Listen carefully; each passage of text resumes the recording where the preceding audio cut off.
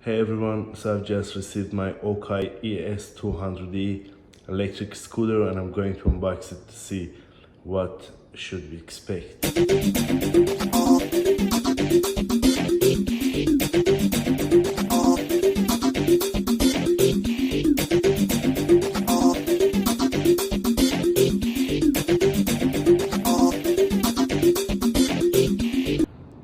So as you guys see, this is very easy to set up and you just need to expect these items from the bike: some screws, a manual book, and the charging adapter.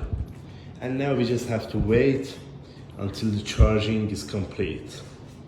OKAI has this amazing app that you can change your speed and see your scooter's last location. Also, you can change your ride settings or put it on the cruise control. Wow!